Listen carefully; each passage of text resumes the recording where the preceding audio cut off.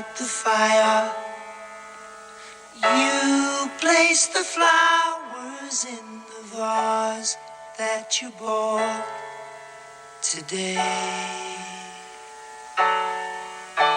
Staring at the fire for hours and hours while I listen to you play your love songs all night long for me,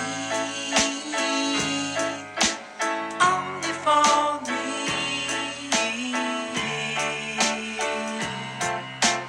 Come to me now and rest your head for just 5 minutes. Everything is done. Such a cozy room. The windows are illuminated by the evening sunshine through them. Fiery gems for you, only for you.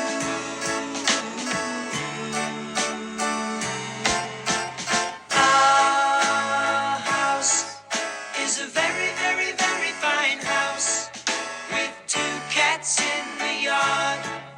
Life used to be so hard. Now everything is easy 'cause of you.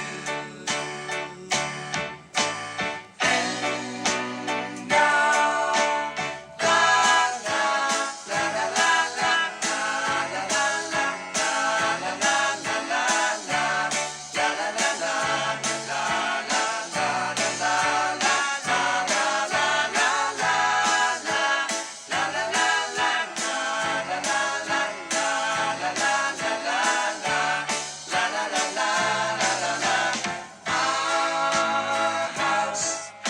Is a very, very, very fine house with 2 cats in the yard. Life used to be so hard. Now everything is easy 'cause of you. And now I'll light the fire while you place the flowers in the vase that you bought today.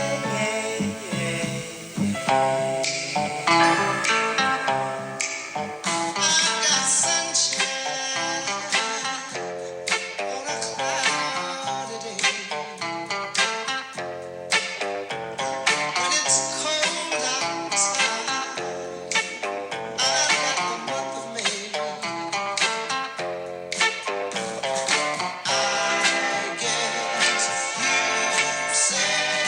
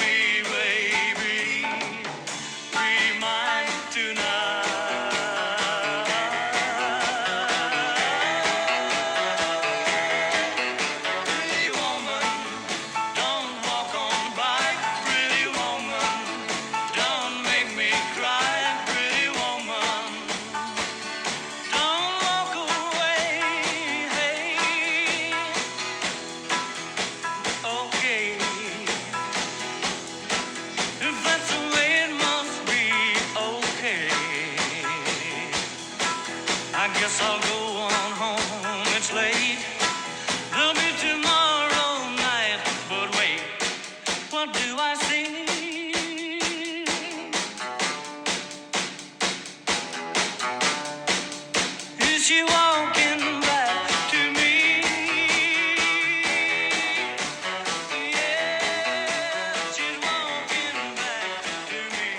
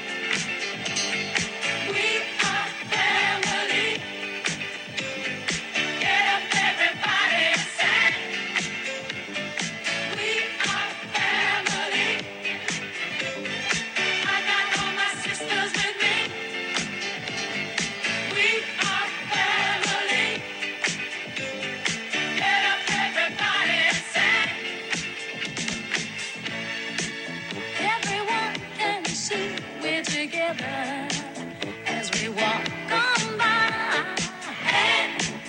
And we fly just like birds of a feather. I won't tell no lie.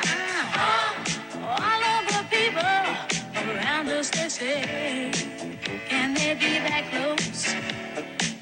Just let me state for the record, we're giving love in a family dose. We are family. Hey, I got all my sisters with me. We are family. Get up, everybody, and sing. Sing it to me. We are family. I got all my sisters with me. We are family. Get up, everybody, and sing.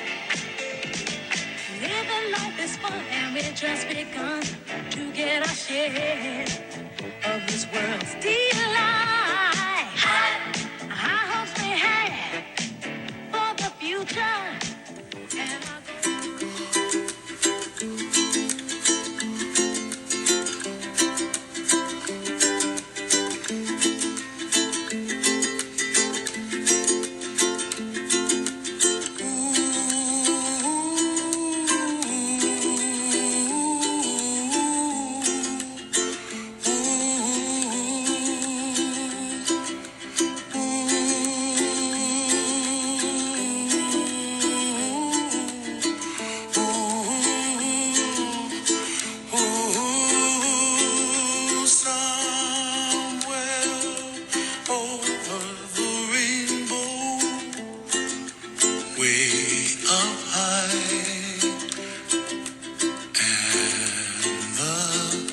dreams that you dream of once in a lullaby.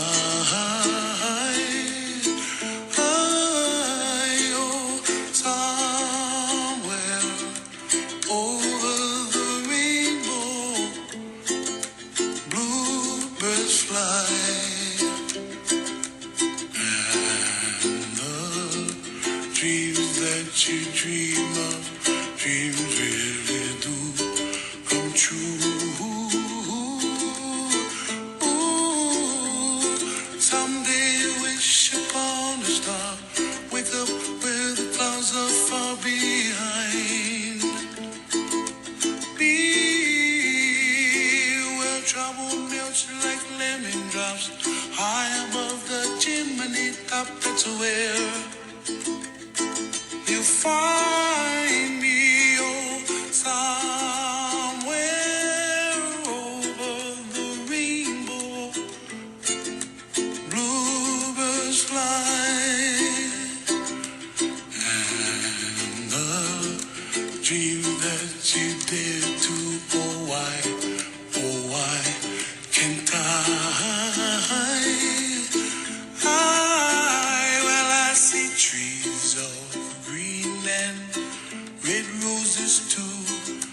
I watched them bloom for me and you, and I think to myself, what a wonderful world. Well, I see skies of blue and I see clouds of white and the brightness of day. I like the dark and I think to myself, what a wonderful world. The colors of the rainbow, so pretty in the sky, are also on the faces of people passing by. I see friends shaking hands, singing, how do you do? They really say, I love you. I hear babies cry and I watch them grow. They'll learn much more than we'll know. And I think to myself, what a wonderful world. Someday I wish upon a star, wake up where the clouds are far behind me, where trouble melts like a lemon drops high above the chimney top. That's where you find me, oh, somewhere over the rainbow, way up high. The dream that you dare to, why, oh why can't I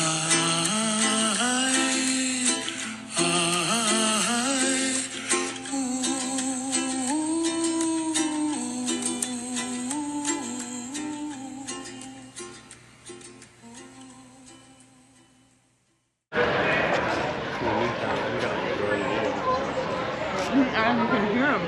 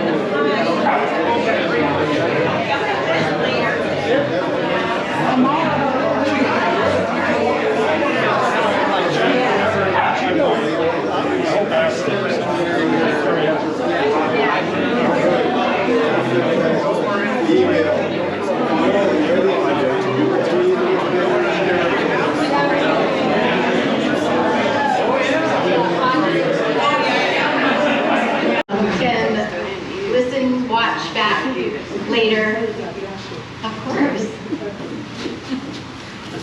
For those of you that I haven't yet met, my name is Jerry. I am Shell's cousin. So I just realized today that my mom, Shar, one of the ladies who left us 20 years ago, she and Rodna went to school together, grade school. They both married the Reed brothers. Harold was Rodna's, Jerry, thus me, married Shar, and then they turned around and married Smiths. It's so hilarious. They have a lot in common. Anyway, the agenda for today, we did it a little bit backwards, as you know. We started late, but would Rodna have it any other way? She would never be on time, so it's working out. So we started with the beautiful video that Chad did. He'll be up here in a little bit to talk. We're going to have some speakers. Then we're going to open the mic up if anybody else would like to share some stories and continue to eat and drink and be merry. We have the space for the entire day. You don't have to stay the whole day, just letting you know that it's available. So a couple of things that I wanted to make sure to mention is, on behalf of Rochelle, we want to thank all of you for showing up today. It takes courage to show up to this type of day. And some people feel obligated, right? But it doesn't even matter. It doesn't matter if you're the daughter or the distant friend or the distant cousin, or you showed up. And that takes courage. So thank you all for being brave and for being here. I also want to let everybody know this is a safe space for all emotions. Obviously, laughter was a huge part of Rodna's life and Rodna's friendships. That is certainly welcome. Tears are welcome. A little anger here and there, that happens. Also, when people come up and speak, just like we did for the video, it's okay to clap. We don't have to be somber. We're not, no offense to my best friend Kathy, in the Catholic Church. We can have a good time, and that's what we hope to do today. I just want to share very quickly, we come to this rock floating through the universe, and we jump into our little human suits, right? And we get to decide what we do with our lives. It's a blank canvas, and we get to paint on it, and we get to interact with other people and paint on their canvas. And what a beautiful life this woman has lived. What a gorgeous masterpiece she created. And that is what we're here. What a sacred and what an honor to be able to witness a life and to celebrate that life, because we're all here because this woman touched our lives. And for me personally, if you knew my mom, she was a bit of a tomboy, right?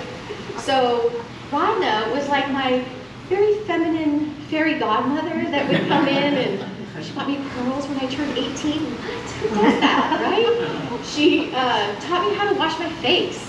My face looks great, right? So, props to Rods.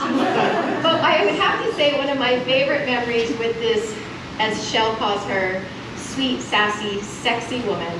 And there was a picture in there where she did look just like Raquel Welch. Oh my goodness. But one of my favorite memories was the time that she dragged Aaron, Rochelle, Shar, and myself to try out for Family Feud because she wanted to be on TV. And we were all like, what? Why? But sure enough, we went down to somewhere and we tried out, and we were the Smith family because, of course, they married the same names. And we did the thing. And it ended up being, even though we were kind of kicking and screaming, it ended up being this joyous, once-in-a-lifetime. You got ripped off. We won!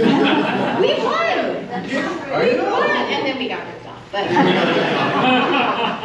does anyone have the tape? No, I'm just kidding. So Shell's got the tape. Some basic, but I got it. We'll find a way.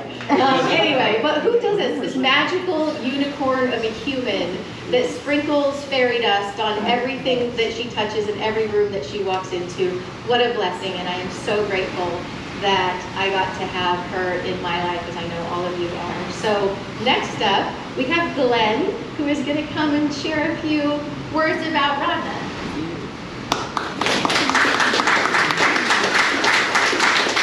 Well, welcome to Celebration of Life. Nothing could be more literal. I'm Glenn Close. I was her Mother. Hold it up to your mouth. That's how these work. Huh? Yeah. Okay. I thought you're supposed to just drop them.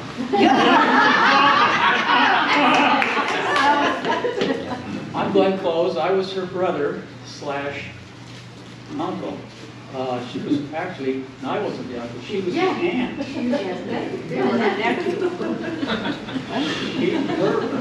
Her mother was my grandmother. And I have a great memory, but it's just not very long. So I have the cliff. I have the cliffs. We were born during World War II, 14 months apart. Rodna was like my baby sister, but actually she was my aunt, and her mother was my grandmother. Family life was complicated during the challenges of winning a world war for freedom. And we lived together with Mama in Pacific Beach, a grand place to learn piano, and to take dance lessons.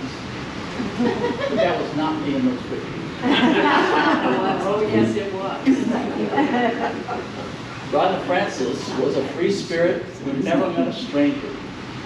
And wherever we traveled, she was greeted by a wild circle of friends. I'm sure most of you had that experience where, out of the blue, somebody said hello, knew her from somewhere. A remarkable coincidence was Rodna and my wife Michael, of 63 years now, we became friends even before we were married. Rodna was Michael's bridesmaid before our wedding, and they shared adventures and challenges for more than 70 years, including daughters born a year apart. Shelley and our daughter, Dawn. Rodna's friendships extended to the ladies, an enduring kinship of strong women laughing through life. I'll always remember her caring and compassionate empathy for all friends and families whose lives she touched. We are better people for her presence in our lives. Her softness brings comfort to her memory and to mine, and her love endures.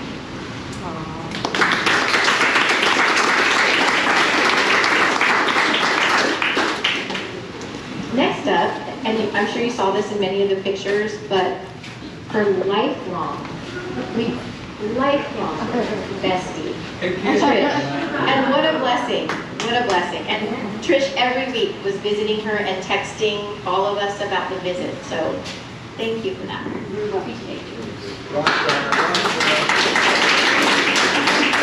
So for anyone that doesn't know me, I'm Trish. And I met Rodna at PB Elementary School in the 2nd grade. And then in the 3rd grade, we decided to become best friends. And that best friendship lasted a lifetime. And I always, from the very beginning, I always saw Rodna as confident, even at a young age, and funny. She was so funny. She could make me laugh at the very worst times. And that sense of humor stayed with her all of her life. She didn't like authority. She didn't like anybody telling her what to do. She always lived her life by her own rules, nobody else's, and she did it the way she wanted to do it. And as soon as we lived about 9 blocks apart, and as soon as we were old enough, either I'd be at her house or she'd be at mine. And one night I was spending the night, I think we were 9 or 10, and we're laying in the bed, lights are up, doors closed. We're laying on our stomachs, leaning on our elbows, talking. And pretty soon the bedroom door opens, and in comes Ruby. Ruby doesn't say a word. She just comes over and smacks her in the back of the head. Turns around and walks out. I'm sure we were keeping Ruby awake. So we go back to talking. And pretty soon the door opens again, and in comes Ruby. Doesn't say a word. Smack. She goes out, closes the door, and Rodna said, if she does that one more time, I'm going to say, you knocked my eye out. And I said, Kid, please don't do that. I knew I'd laugh. I said, please don't do that. Sure enough, the door opened, and in comes Ruby. My eye! My eye! My eye! Now, Ruby did not see any humor in her. I'm falling off the bed laughing. I know Ruby's standing right there. But I can't stand her. She did it to me every time.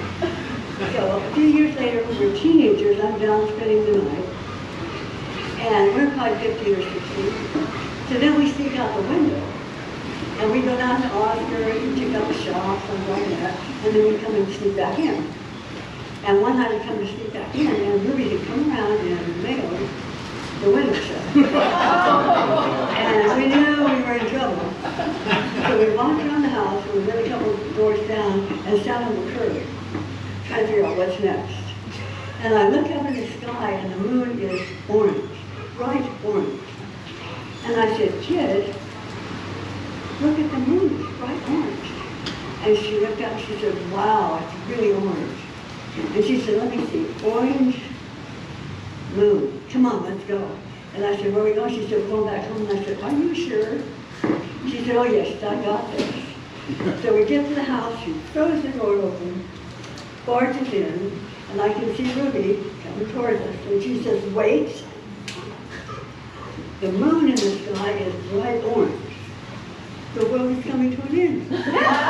So there's no sense in spending any time arguing. And she said, you know, the Bible says, if the moon turns orange, the world is going to come to an end. And she said, well, look for yourself. So Ruby got off the door and I said, come on, quick, let's go. We go in her room and close the door and I'm waiting. And I said, I can't believe we had a wedding. I can see Ruby in there going, these girls. Ruby didn't like me a lot when we were growing up. She liked me later. But growing up, she actually thought that I was a bad influence. My mother always loved Rodna, but she thought that Rodna was a bad influence. Yeah. And when we were in our mid-20s, we moved into the house on Oliver Street. It was a great house, and there was a house next door, an older couple lived in, and they owned both houses. And their younger daughter was the property management for them.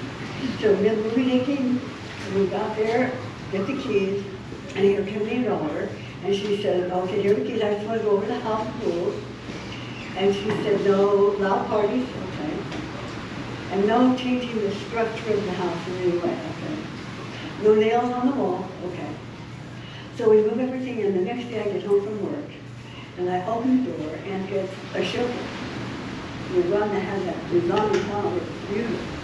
And there above the sofa was an arrangement, no less than 20, framed pictures and photographs, all on the wall. And I said, gee, that was fabulous. And she said, well, we're going to get you down. She said, no, we're not. She said, it's spackle and paint. She can't tell us what to do. Typical Rodna. Love that.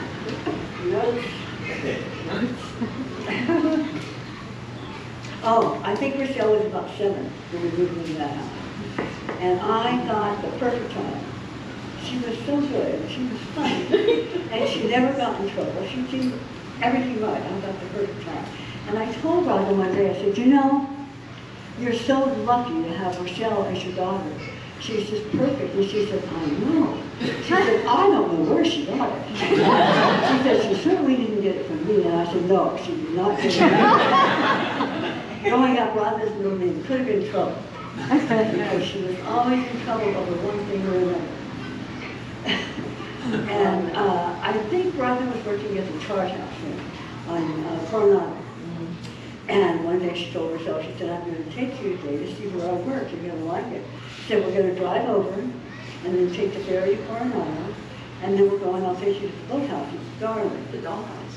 The dollhouse. So off they go, and they come back, and I said, how did you go?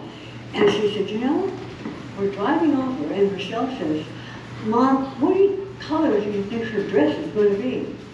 And Rodna said, whose dress? And she said, the fairy. Rodna said it was all she could do not to laugh. She thought that was so precious.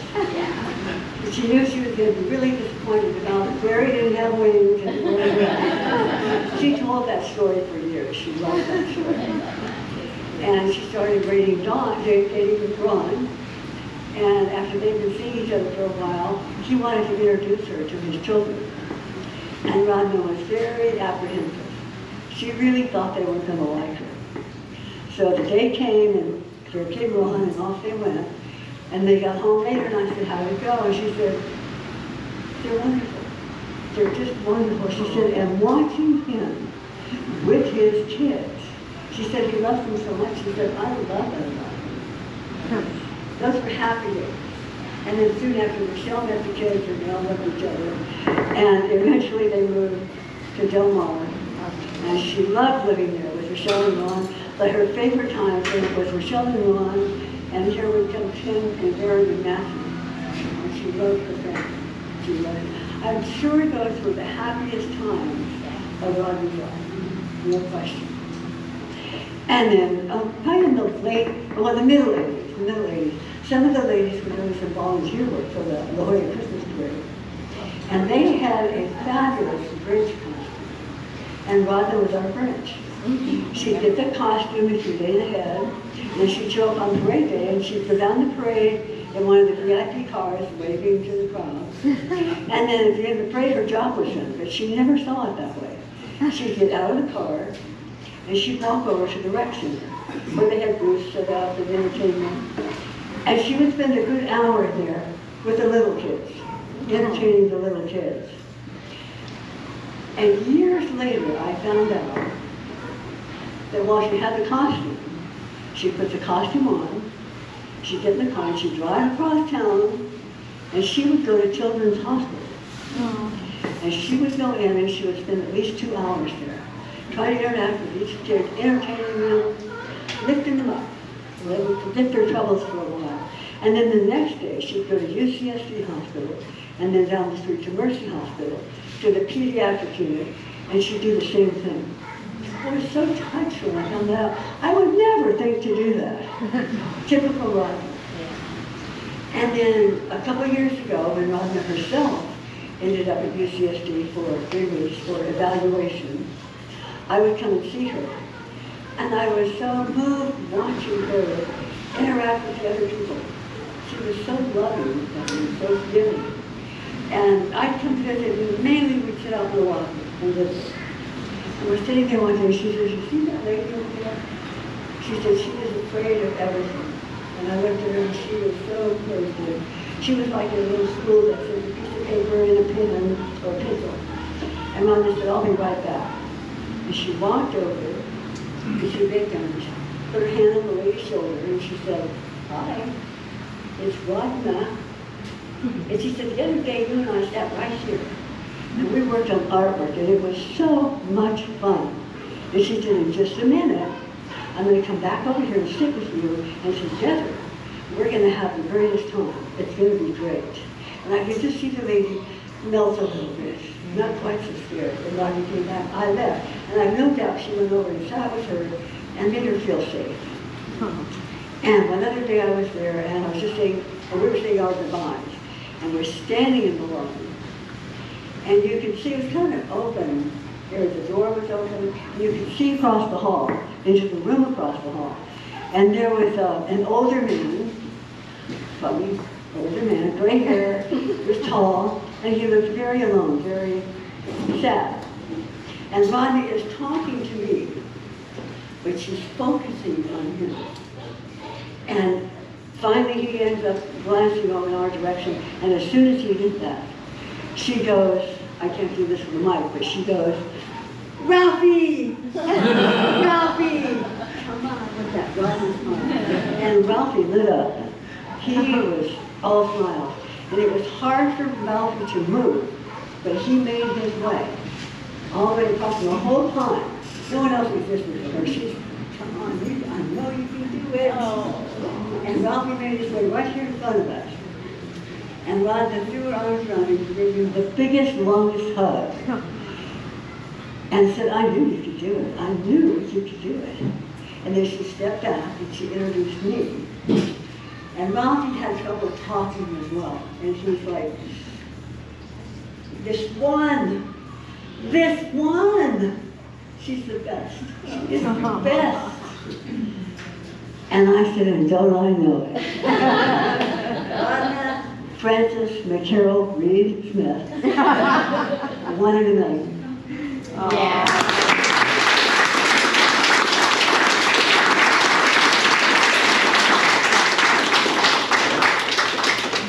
Judy West, are you coming up or no?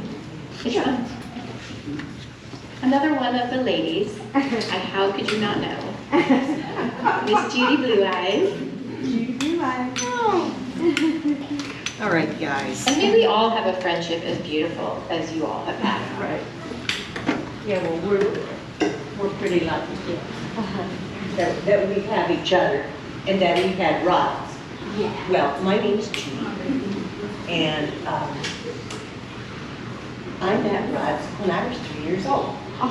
Our moms worked together at Don's Cafe in Pacific Beach on Garnett Street. And they brought us in and they set us in a booth, and my mom would only let me drink 7-Up because I was already wound up enough, she said. But that's how we met, and we had our birthday parties there. And we took dancing at Betty and June's dancing studios. That's why I know you did dance. And so did my brother, Mike. We have pictures of us in line dancing. But we danced together for years. Rodna would walk by my grandma's house on Diamond Street almost every day to go to Betty and June's. And she would hear my grandma pulling my pigtails because I hated pigtails. But Rodna had pigtails all the time. Anyway, her house was the first house I was ever able to spend the night at. And like you, Trish, I got introduced to Ruby. And of course, my mom would only let me spend the night there because of Ruby, because she worked with Ruby. Anyway, sort of the same thing happened. We were in the bedroom, each in a twin bed, and we were talking and laughing and everything. Well, he comes in, and that door opens just a little bit, and she snuck her head in there, scared the hell out of me. Never went back. I never saw that house. Anyway, we had a lot of fun years together. Not the kind of fun that Trish had with her, but over the years, the ladies used to come to the house every October for Old Hometown Fair weekend, and we'd have a slumber party. Well, Rod's always wanted to sleep in the back house, because she never slept at the same time we slept. If any of you knew Rodna and received texts from her at 2 o'clock in the morning, you'd know. So we didn't want her in the house because she'd have us up all damn night. Anyway, we had times in the kitchen where we would cook together, and you saw the picture with the flour all over our face. We had another time when Carolyn brought up some sort of blue paste that you could put on your face. Well, we couldn't get the stuff. I mean, Rodna had one of the wooden spoons stuck, and we couldn't get the damn thing off. And so we were in with hot compresses in the bathroom trying to get this blue. What was that stuff? Where are you, Carolyn? Wisdom? What was that stuff? Hot wax. Hot wax. Honey. Let me tell you. When we were all 40 years old, we took a trip to Puerto Vallarta. We had 10 days there. Can you imagine? There were like 8 of us on that trip. We got in so much trouble. we went out dancing, and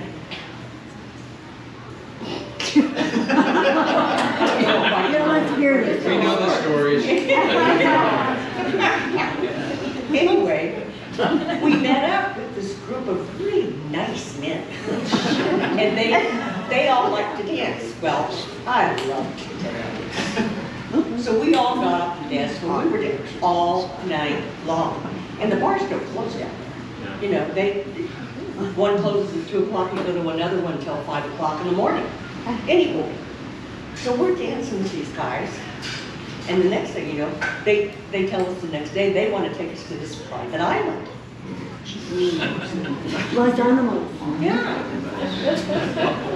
And they wanted to give us raicilla. I didn't know what it was. Anyway, we were so drunk when we got out of this boat. Am I telling bad stories? No.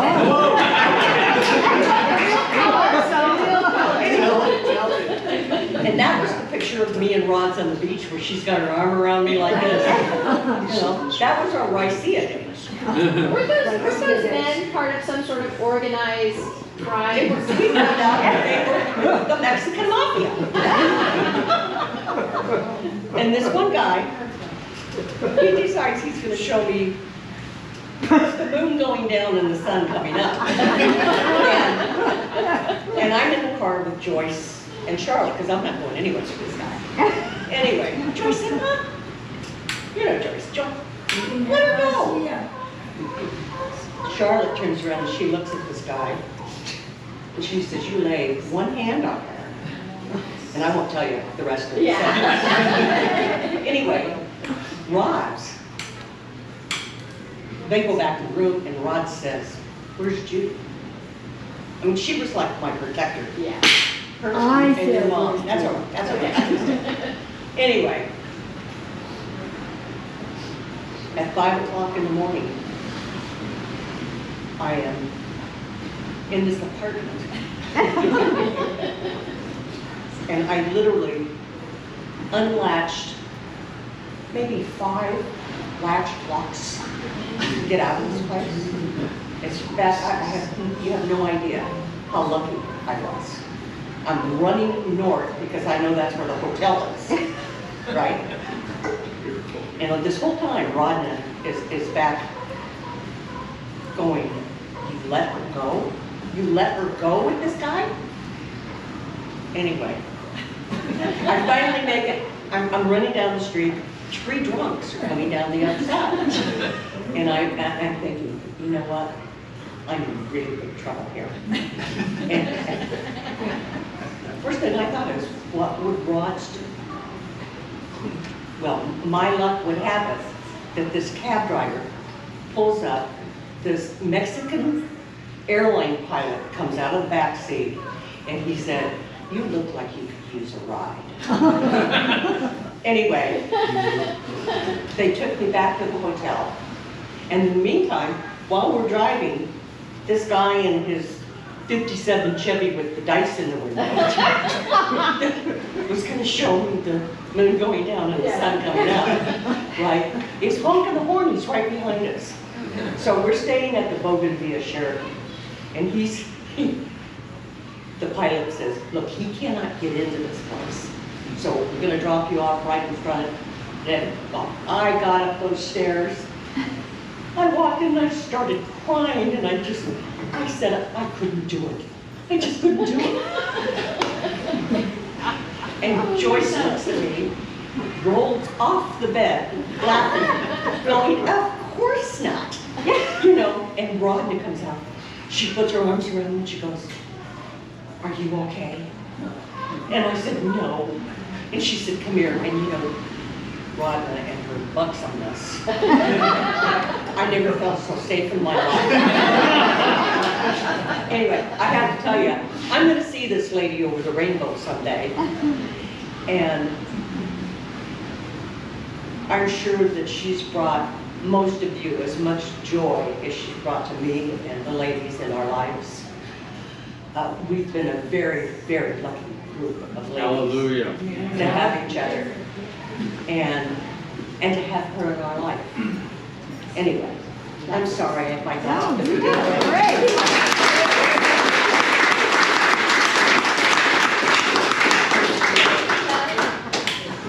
Ali, Chad? I'm here. Oh, okay. I'm in the back. I'm the voice from above.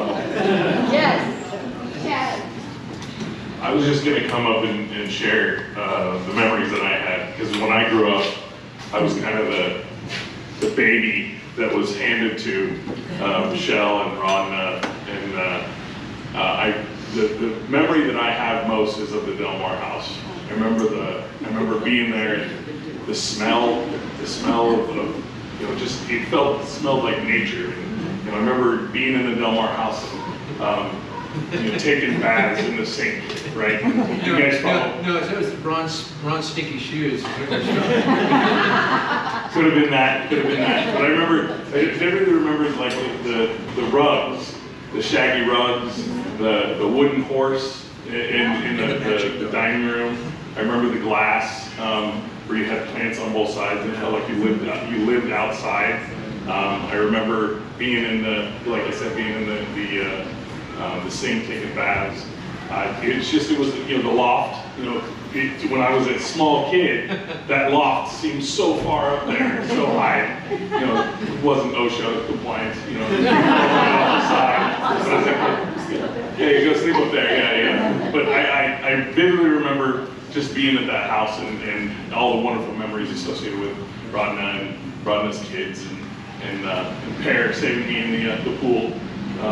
You know, so I had to come up and just say what a special person Rodna was to our family. Yep. And I can't not express my love for her and my family. I would be remiss if I didn't. So thank you for letting me share that with you.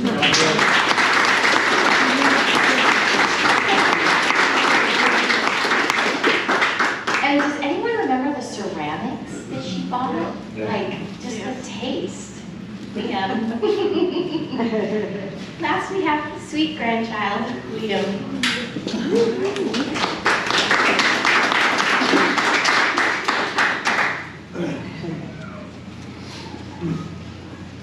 Hello. I'm gonna read off my phone because I'm nervous and sad. Great. Thank you all for coming today, and thank you for the wonderful speakers before me, and obviously thank you for Jerry, and obviously my mom for orchestrating everything here, Chad for the wonderful presentation and lovely speech.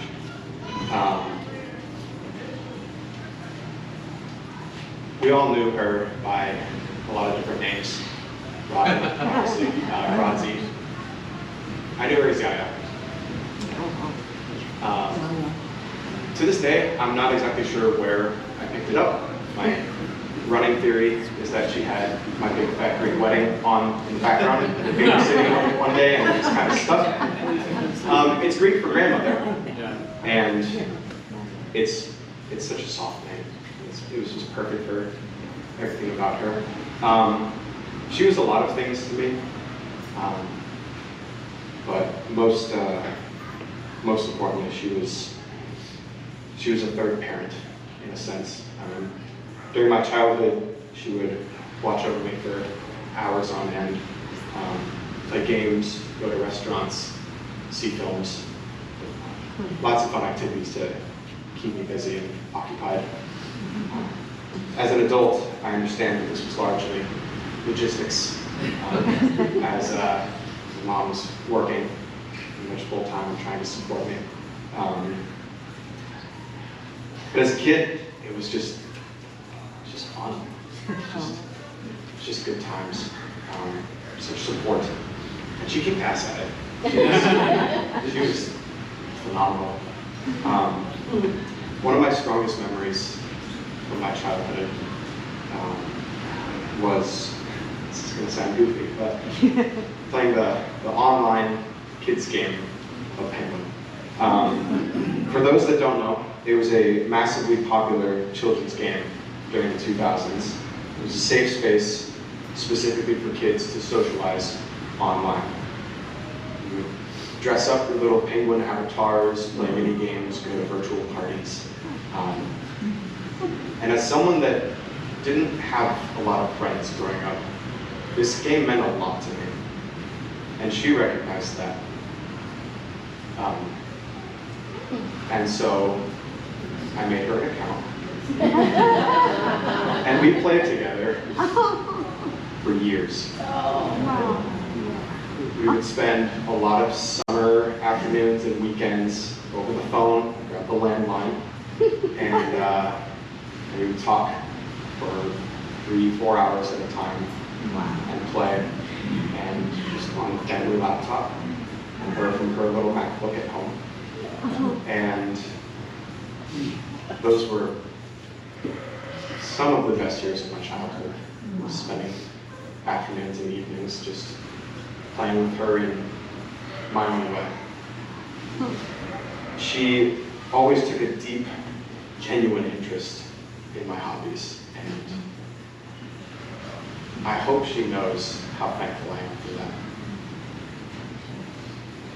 When I went to high school, her role and her ethos as a third parent of mine was really put to the test. Going into my sophomore year of high school, my mom had enrolled me in a summer writing course. I think it was creative writing. I don't remember, so clearly I didn't pay that much attention. Sorry. But I was in class one day, and it was just after the lunch break that we had taken, and she comes in. And she says, "Liam, I'm here to pick you up." I said, yeah. There's like 3 more hours left in the day. Come back later. And she looked me in the eye, and I knew something wasn't quite right. She said, "We have to go now." So I gathered my stuff, got in the car.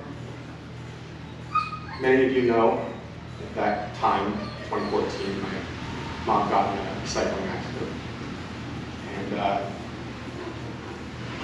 she was unconscious at the hospital, but alive. And as we were learning details from different sources at the time, she did a hell of a job keeping herself and me calm. She was transparent, she was strong. And looking back at this time, all the uncertainty, I always looked at it just from my perspective. As a child whose mom was gravely injured randomly. And only in preparing for today did I take a moment to think about her perspective in all of this. As a mother whose child was randomly put in the hospital. And I hope she knows how thankful I am of how strong she was during that car ride to the hospital. Because she was just a beacon of hope at that time. And whatever you called her, friend, mom, sister, family, just like to make a toast for her and everything that she was to everyone here. Thank you.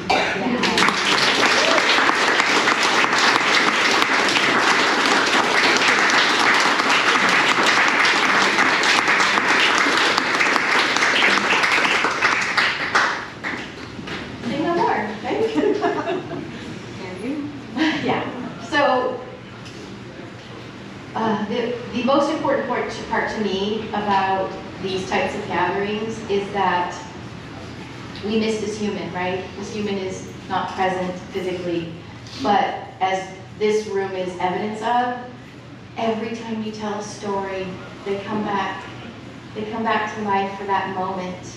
And so I highly encourage you guys to keep telling her story, because what a beautiful life, right? And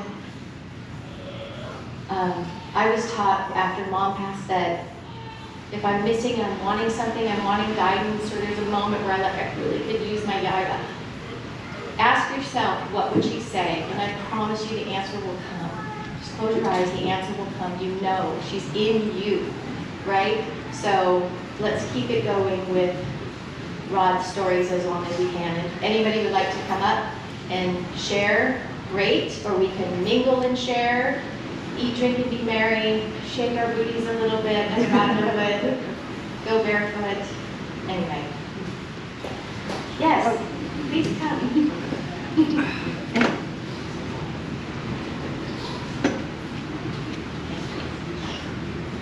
I love it. Close to that. You're good. You don't want to miss it. It's already on. I'd like to say a word. A word. Go ahead,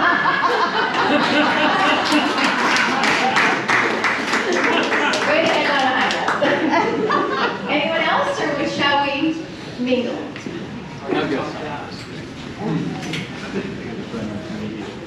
Okay, great. leave me a break. Just close to your mouth. I got a little piece of paper here. You don't mind if you sit down. Just hold the mic up. Just be quick.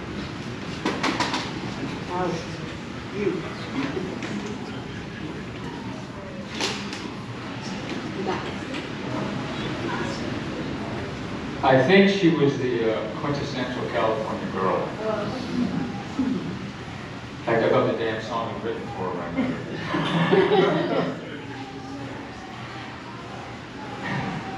First met Rodna when I was working at the Chart House in the mid-70s. She kind of adopted Mike Sullivan and I.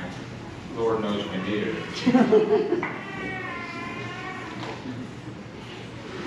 She was my friend for 50 years, and I kind of realized that in this room that ain't that big a deal.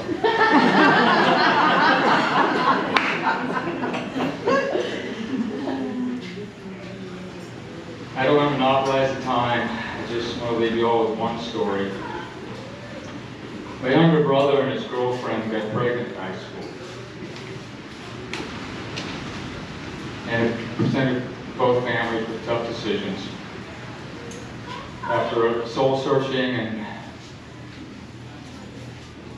the mother's agreement to all this, we decided to have a child, put it up for adoption. I told Rodna about it at some point. About a month later, she called me. She said, "I think I have a home for the child." I just met one of the family members today for the first time, Michael Jesperson. Oh.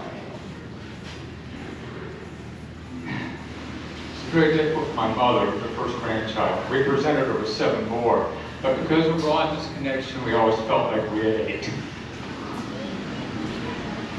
Over the years, we get Christmas cards from Wade. This young man grew up to have a beautiful family of his own. And thank you, baby.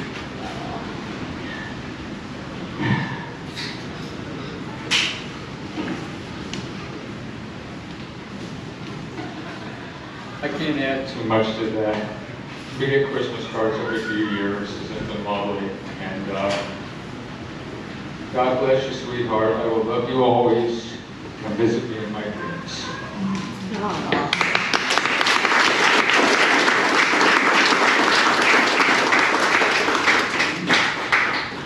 Anyone else? Shall we actually get drinks so we can toast? All right, let's do it. Oh, come on up. So sorry. Thank you. Good. You're okay. My name is Lauren.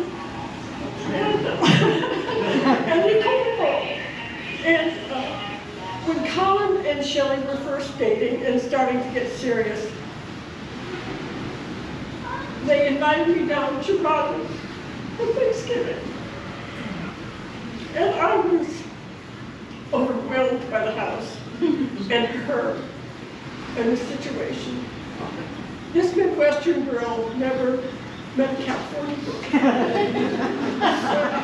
So I was sitting off in the corner in, that little dining room area. She was in the kitchen area making the turkey and everything.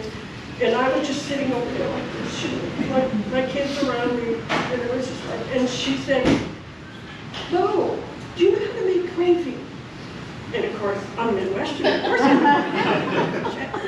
And I said, "Yeah, I do." And she said, "Well, come over and help me, because I don't know how to make gravy." I don't believe her to this day. But I went over there, and I stood next to her, and we made gravy. And we were close forever after that. I loved her so much.